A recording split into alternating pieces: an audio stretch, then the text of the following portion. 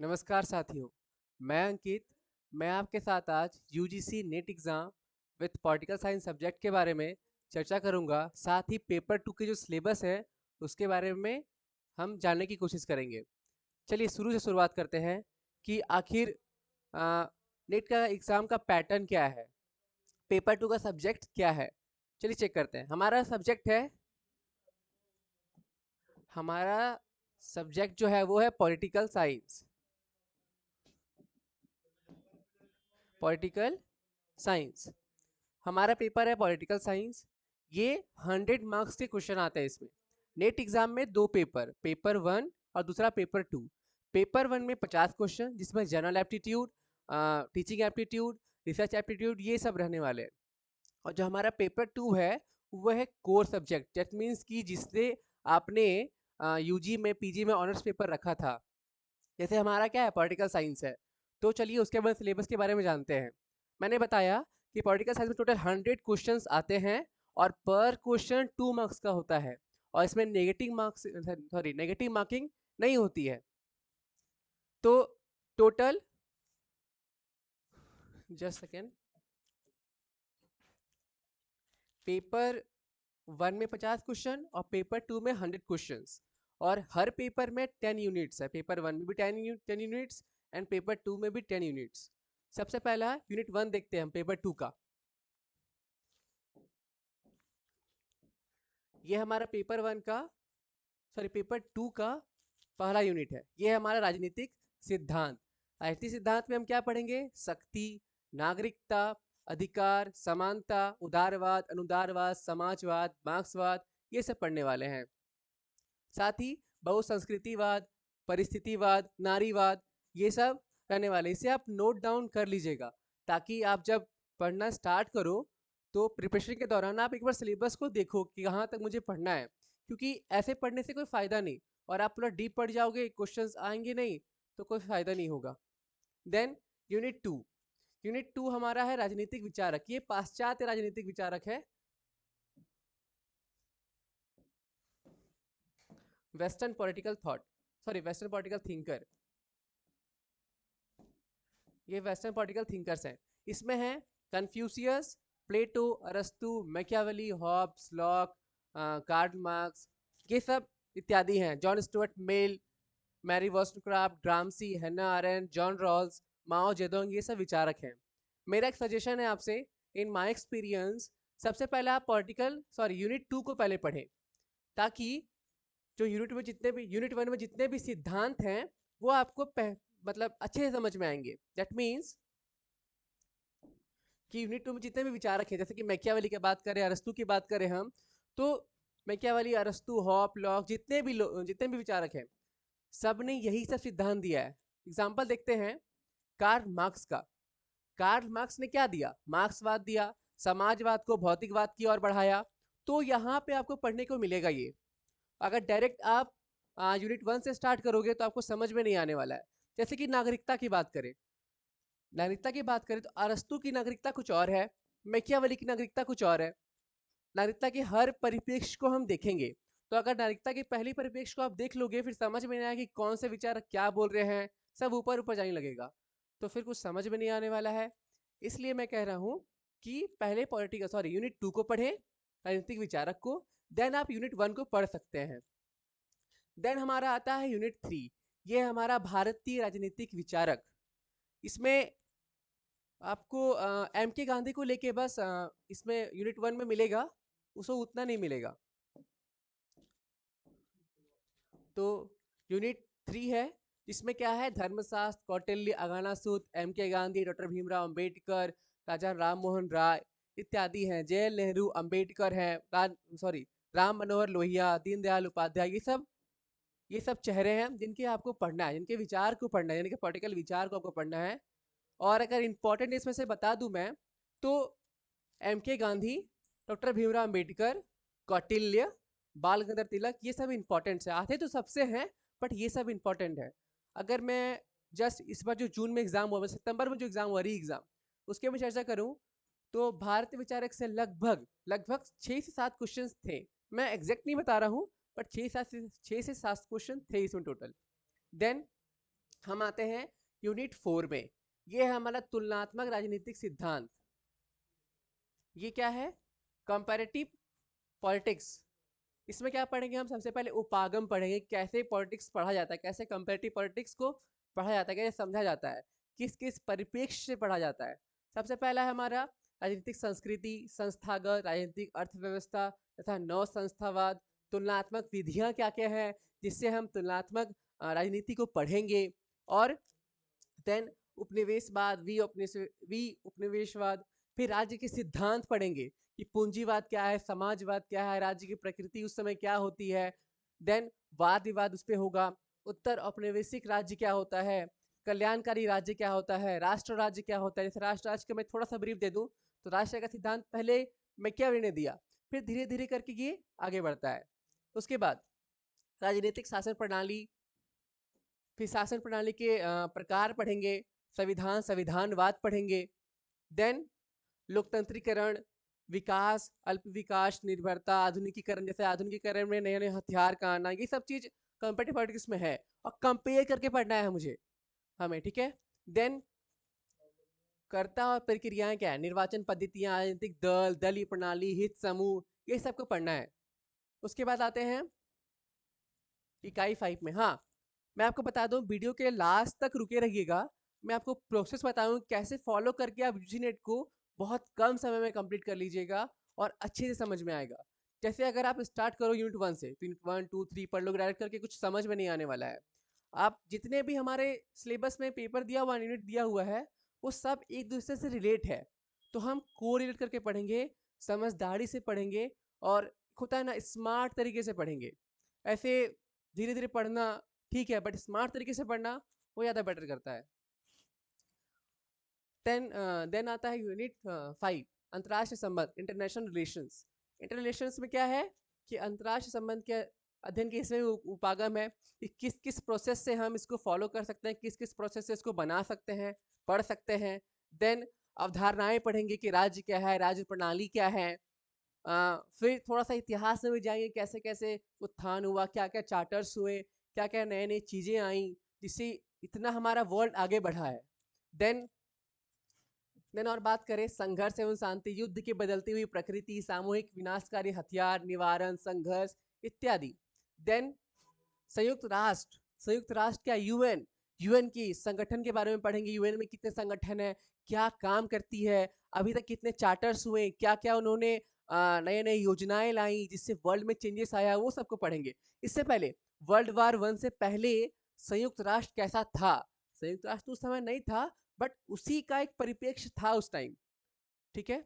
Then विकास से संबंधित दृष्टिकोण देखेंगे, मानवीय हस्तक्षेप देखेंगे, अंतर्राष्ट्रीय विधि देखेंगे, अंतर्राष्ट्रीय अपराध न्यायालय देखेंगे जो यूएन के अंदर आता है। देन अंतर्राष्ट्रीय संबंध की राजनीतिक अर्थव्यवस्था, वैश्वीकरण, वैश्वीकरण अभिभाषण, ब्रेटन वुड्स प्रणाली, सारा को देखने वाले हैं। इंटरनेशनल में जितने भी डेवलपमेंट हुए सारा को एक करके हम लोग पढ़ेंगे। देन उत्तर दक्षिण संवाद, विश्व व्यापार संगठन, देन क्षेत्रीय संगठन, यूरोपीय संघ, अफ्रीकी संघ, संघाई कॉर्पोरेशन ऑर्गेनाइजेशन, आसियान, ये सब पढ़ने वाले हैं। देन समसामयिक चुनौतियां क्या है, नहीं मतलब करंट अफेयर्स को लेके पढ़ना है। Just a second. देन क्या है, समसामयिक चुनौतियां, क्या क्या अंतर्राष्ट्रीय में चुनौतियां आ रही हैं, वो सबको लेके हम लोग चलने वाले हैं। इसमें क्या है, आतंकवाद, जैसे कि भारत ने आतंकवाद के खिलाफ बहुत सारे नए नए कदम उठाए, ठीक है ना, बहुत सारे राष्ट्रों को जोड़ा कि नहीं, आप आतंकवाद से मुझे लड़ना है, ये सब वैसे। देन जलवायु परिवर्तन को लेके, ये सबसे बड़ा टॉपिक है जलवायु परिवर्तन, क्योंकि ये मानवीय मतलब मानव के जीवन को हास कर रहा है, खत्म कर रहा है अगर इसे नहीं रोका गया तो। देन पर्यावरण चिंताएं, क्या क्या पर्यावरण घटक हो रहे हैं, देखिए जिससे कि भी जंगल कट रहा है तो उसको लेके वर्ल्ड अफेयर्स क्या कर रहा है, यूएन क्या कर रही है, हमारे देश क्या कर रहे हैं, वो सब कुछ जानेंगे। देन मानवाधिकार को पढ़ेंगे, मानव क्या क्या अधिकार है, ह्यूमन राइट्स जिसको कहते हैं, गरीबी तथा विकास, धर्म, संस्कृति, पहचान, राजनीति की भूमिका, ये सबको पढ़ने वाले हैं। देन आते हैं यूनिट 6 में। यूनिट 6 से हमारा भारत की विदेश नीति, foreign policy of India. Then पहला क्या है, भारत की विदेश नीति दृष्टिकोण, उत्तर औपनिवेशिक काल के दौरान मतलब कि 1947 के बाद क्या हमने योजनाएं लाई, क्या हमने अपने आप में चेंजेस किया कि बिफोर द 1947 हम आज़ाद नहीं थे, हमारे पास ये संप्रभुता नहीं थी कि हम कुछ डिसीजन ले सके अपने देश के लिए। सो आफ्टर द 1947 हम हमारे पास ये योजनाएं आई, ये हमारे पास एक शक्ति आई, संप्रभुता आई, देन हमने योजनाएं बनाई और उसको फॉलो किया। उसके बाद अगर बात करें उदीयमान शक्ति, उभरती हुई राजनीति क्या होती है, भारत में क्या क्या हुई, राजनीतिक अर्थव्यवस्था में क्या हुआ, भारत की पहचान के बारे में देखेंगे। जिस प्रकार 1991 में हमने कुछ कुछ चेंजेस किए और भी बहुत से चार्टर्स किए हमने, किन किन के साथ हमने योजनाएं लाई। जैसे कि बात करें पंचशील योजना की जो पंडित जवाहरलाल नेहरू ने लाए थे, वो सबको देखने वाले हम लोग। और बात करें भारत की विदेश नीति में निरंतरता एवं बदलाव, क्या क्या बदलाव हुए, क्या क्या हमारे सिद्धांत थे, हमारे सिद्धांत क्या है, शांति, गुट निरपेक्ष आंदोलन को देख ले, वो भी क्या है, सिद्धांत ही है हमारा। देन और हम प्रमुख व्यक्तियों के साथ भारत के संबंध, जैसे संयुक्त राज्य अमेरिका, है ना, सोवियत यूनियन, रूस, पीपल्स रिपब्लिक ऑफ चाइना, ये सबको। देन बहुध्रुवीय मल्टीपोलर दुनिया के साथ क्या क्या संबंध है, यूरोपीय संघ के साथ संबंध, भारत के संबंध, ब्रिक्स, आसियान, संघाई कॉरपोरेशन, अफ्रीकी संघ, दक्षिणी अफ्रीकी विकास समुदाय, गल्फ ऑफ कॉरपोरेशन काउंसिल, ये सबको देखेंगे। देन पड़ोसी देशों के साथ संबंध, भारत का संबंध क्या है, सार्क, ठीक है, गुजरात संधि क्या थी, ये सिद्धांत एक ही बात है। लुक ईस्ट पॉलिसी, उसके बाद लुक वेस्ट पॉलिसी, ठीक है। देन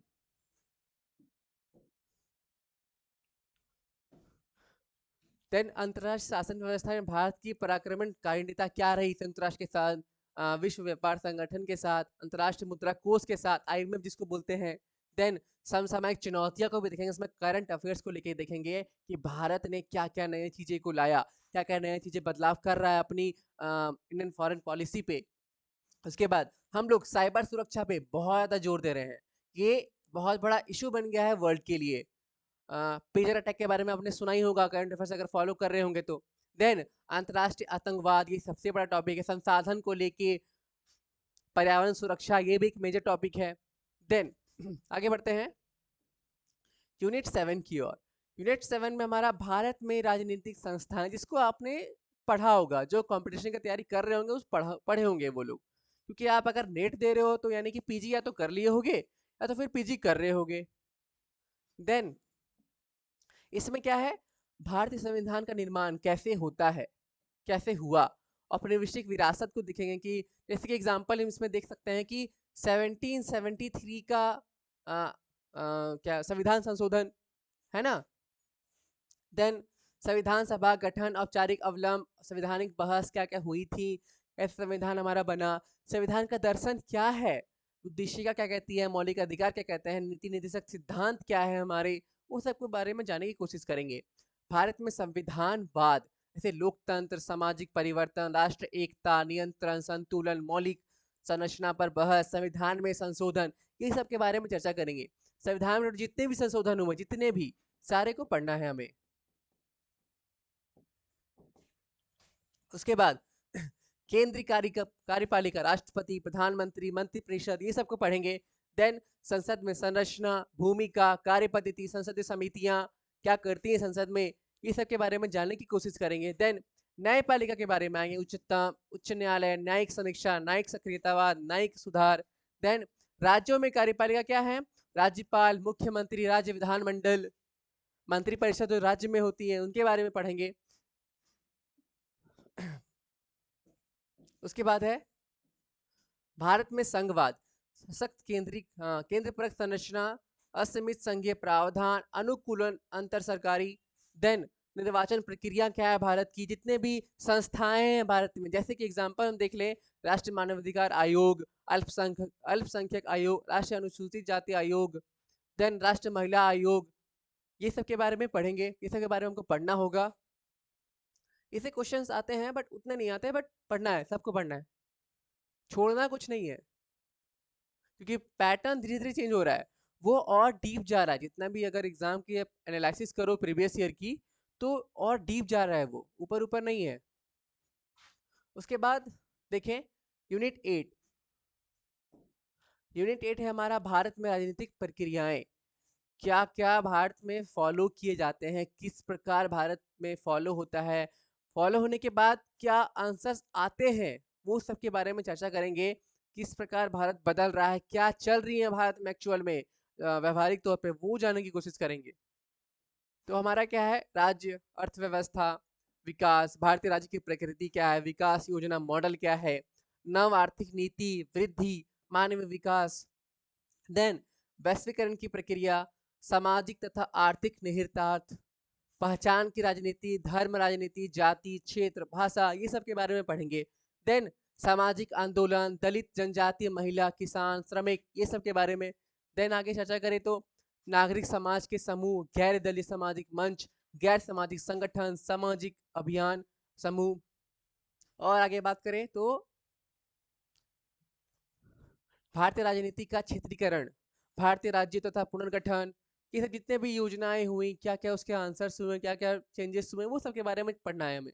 देन राजनीतिक दलों की विचारधारा, सामाजिक आधार, राष्ट्रीय दल, राज्य स्तरीय दल, कैसे राष्ट्रीय दल बनता है, कैसा राज्य स्तरीय दल बनता है, ये सब के बारे में देखना है। क्या क्या बदलाव हुए। और चुनावी राजनीति की सहभागिता में क्या है, चुनावी प्रतिद्वंदिता, प्रतिनिधित्व, उभरती हुई प्रवृत्तियां, ये सब। उभरती हुई प्रवृत्ति दैट मीन्स कि करंट को लेके क्या इश्यू चल रहे हैं इंडिया में, वो सब। आगे बात करें हम लोग, हमारा है यूनिट 9। ये क्या है, लोक प्रशासन। ये सबसे हट के सिलेबस है, अगर बात करें तो जितने भी सिलेबस है कोरिलेट तो करते हैं एक दूसरे से, लोक प्रशासन थोड़ा हट के करता है। मे बी यूजी में आपने लोक प्रशासन डीपली में नहीं पढ़ा होगा जितना अभी आपको पढ़ने को मिलेगा। आगे बात करें, लोक प्रशासन, अर्थ तथा विकास, लोक तथा निजी प्रशासन क्या है, प्रणाली सिद्धांत के बारे में पढ़ेंगे, कैसे कैसे फॉलो किया जाता है, कैसे लोक प्रशासन को पढ़ा जाता है, कैसे फॉलो किया जाता है, किस प्रकार नियोजन किया जाता है। मेनली लोक प्रशासन दैट मीन्स कि गवर्नेंस, गवर्नेंस चलता कैसे है, गवर्नेंस चल कैसे रहा है, बस इसी को पढ़ना है। उसके बाद लोक प्रशासन के सिद्धांत तथा अवधारणाएं, वैज्ञानिक प्रबंधन सिद्धांत, तर्कसंगत विकल्प सिद्धांत, और नव लोक प्रशासन, विकास प्रशासन, तुलनात्मक लोक प्रशासन, नव लोक प्रबंधन क्या है, और कुछ कुछ जो विचारक हैं उन्होंने क्या थॉट दिया, उन्होंने क्या नए नए सिद्धांत को दिए लोक प्रशासन में, वो सब के बारे में देखना है। जैसे एग्जाम्पल अगर देख ले, जैसे यहाँ पे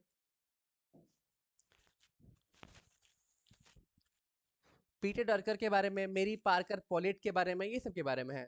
देन हमारा आखिरी यूनिट है भारत में शासन, विधि तथा लोक नीति।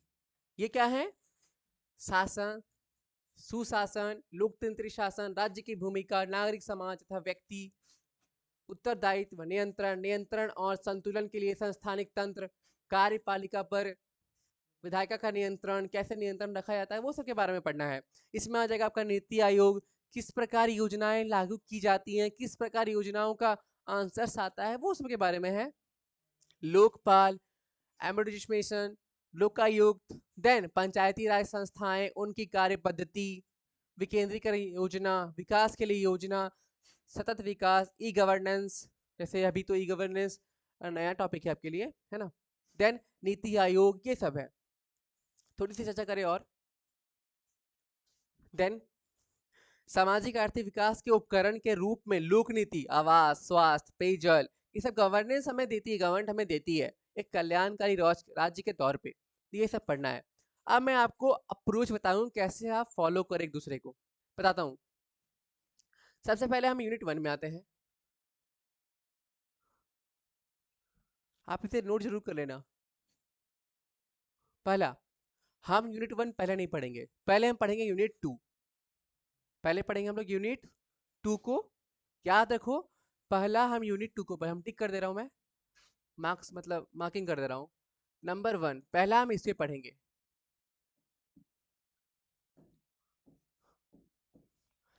पहला हम इसे पढ़ेंगे, पहले इसको खत्म कर लेंगे, राजनीतिक विचारक को, वेस्टर्न पॉलिटिकल थिंकर्स को। देन हम आगे बढ़ेंगे, देन हम पढ़ेंगे यूनिट 1 को। यूनिट 2 को पढ़ने के बाद यूनिट 1 आपको अच्छे से समझ में आएगा, क्योंकि यूनिट 2 जितने भी विचारक हैं सब यही सब उन्होंने दिया है, ये विचारक ही दिए, ये अपने आप उभर के नहीं आया या किसी का नाम नहीं, ये सब विचारक की देन है। तो विचारक को पढ़ लोगे तो ये अपने आप आपको समझ में आने लगेगा। तो पहले हम यूनिट टू को पढ़ेंगे, देन पढ़ेंगे यूनिट 1 को। इसको मैं 2 मार्क्स दे रहा हूँ दूसरा नंबर पे। देन उसके बाद हम यूनिट 3 को पढ़ेंगे। इसके बाद हम यूनिट 3 को पढ़ेंगे, भारतीय राजनीतिक विचारक को पढ़ेंगे। ठीक है। देन अभी यूनिट 4 को नहीं पढ़ेंगे क्योंकि ये तुलनात्मक है, थोड़ा सा हटके है। तो सबसे पहले आप इधर आ जाना यूनिट 6 में। यूनिट 6 है, नहीं यूनिट 7 में आना। भारत में राजनीतिक संस्थाएं को पढ़ेंगे पहले, कि संविधान कैसे बना, संविधान के अप्रोचेस क्या हैं। ये पढ़ लोगे ना तो आपने ये पढ़ा है यूजी में, पीजी में आपने पढ़ा है, कंपटीशन की तैयारी कर रहे हो तो पढ़ा है, बस रिवीजन की जरूरत है। इसमें थोड़ा सा डीप पढ़ना है, ज्यादा नहीं। तो पहला यूनिट 2 को पढ़ेंगे, फिर यूनिट 1 को पढ़ेंगे, देन यूनिट 3 को पढ़ेंगे। उसके बाद यूनिट 7 को पढ़ेंगे, भारत में राजनीतिक संस्थाएं को पढ़ेंगे। देन आगे बात करें तो फिर यूनिट 8 को पढ़ेंगे, भारत में राजनीतिक प्रक्रिया क्या क्या है। तो सबसे पहला 2, उसके बाद 1, उसके बाद 3 को पढ़ेंगे, देन 7 को पढ़ेंगे, उसके बाद 8 को पढ़ेंगे। क्योंकि 7 पढ़ने के बाद 8 अच्छे से समझ में आएगा, कि ये जब समझ में आएगा कि हाँ भारत में संविधान ये कहता है, हमारी न्यायपालिका ऐसे काम करती है, ऐसे ऐसे काम करती है, तो क्या काम कर रही है, कैसे चल रहा है, वो आपको समझ में आ जाएगा। तो यूनिट 7, उसके बाद यूनिट 8, उसके बाद आप आइए यूनिट 5 में, इंटरनेशनल रिलेशंस में। यूनिट 5 को पढ़ेंगे आप, यूनिट 5 को अंतरराष्ट्रीय संबंध को पढ़ेंगे आप। इससे पढ़ने से फायदा ये होगा कि आपको इंटरनेशनल रिलेशन समझ में आएगा। उसके बाद जब ये पढ़ लोगे, यूनिट 5 पढ़ लोगे, देन आप आना यूनिट 6 पे, भारत की विदेश नीति। जब पूरे वर्ल्ड को आपने पढ़ लिया, कैसे अप्रोच कर रहा है, कैसे इंटरनेशनल रिलेशन बढ़ रहा है, ठीक है ना, कैसे क्या करंट अफेयर्स हो रहे हैं, नए नए वर्ल्ड अफेयर्स में क्या क्या चेंजेस हो रहे हैं। उसके बाद भारत की परिप्रेक्ष्य में आपको समझ में आ जाएगा कि हाँ भारत ने ऐसे क्यों किया, किस प्रकार किया, किस लिए किया, तो आपको अच्छे से समझ में आने लगेगा और पढ़ने में इंटरेस्ट लगेगा। कि मान लो कि आपने कुछ चार्टर पढ़ा कि 1921 में कुछ चार्टर हुआ होगा, तो भारत का परिप्रेक्ष्य उस समय क्या था, उस समय तो कोई सस्टांस ही नहीं कर सकता था भारत। देन 1947 में क्या अप्रोच किया, क्यों अप्रोच किया, ऐसा पंचशील योजना क्यों आई, ये समझ में आपको आने लगेगी। तो पहला मैं फिर से रिवाइज कर दे रहा हूँ, यूनिट 2 को पढ़ेंगे, 1 को पढ़ेंगे, 3 को पढ़ेंगे, उसके बाद यूनिट 7 को पढ़ेंगे, यूनिट 7 पढ़ने के बाद यूनिट 8 को पढ़ेंगे, देन यूनिट 5 को पढ़ेंगे, उसके बाद यूनिट 6 को पढ़ेंगे। उसके बाद आइए आप नीचे, 6 के पढ़ने के बाद आप पढ़ लेना यूनिट 10 को, यूनिट 10 पढ़ लेना। यूनिट 8 के बाद भी यूनिट 10 को पढ़ सकते हो आप, यूनिट 6 के बाद भी यूनिट 10 को पढ़ सकते हो, कोई दिक्कत नहीं यूनिट 10 को लेके। ये पढ़ने के बाद उसके बाद आप आना कंपैरेटिव पॉलिटिक्स में, दैट मीन्स कि तुलनात्मक राजनीति में आ जाना। ये थोड़ा बड़ा सिलेबस है, इसलिए मैंने इसको बोला कि लेट से पढ़ने के लिए। अगर शुरू में पढ़ लोगे, इंटरेस्ट नहीं जगेगा, तो फिर पढ़ने का मजा नहीं आएगा और सिलेबस कंप्लीट नहीं होगा, फिर एग्जाम को लेके फिर टेंशन हो जाएगी। सो तुलनात्मक राजनीति को आप लास्ट में पढ़ना, मतलब लोक प्रशासन के पहले पढ़ लेना, समझ में आ जाएगा आपको। और पहले आपने पढ़ रखा है तो आप में कॉन्फिडेंस रहेगा कि नहीं मैंने इतना सारा सिलेबस कंप्लीट कर चुका है, तो बस 2-3 यूनिट की तो बात है। और पढ़ने में इंटरेस्ट लगेगा कि क्या क्या वर्ल्ड अफेयर चेंजेस हुए, भारत क्या कर रहा है, तो पढ़ने में बहुत मजा आएगा। इतना करने के बाद तुलनात्मक राजनीति को पढ़ोगे, देन आपका आखिरी बच जाएगा लोक प्रशासन, है ना, उसको पढ़ के बात खत्म, सिलेबस कंप्लीट, एग्जाम देना, फिर एग्जाम को क्रैक करना है। सो ये आपका ऑल टोटल हो चुका है सिलेबस। हाँ आप एक बार इसे नोट डाउन जरूर कर लेना, मैं बता दे रहा हूं टेलीग्राम चैनल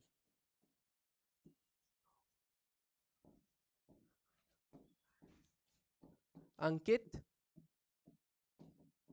0304 सर्च कर लेना आप, आपको टेलीग्राम चैनल मिल जाएगा। इसमें मैं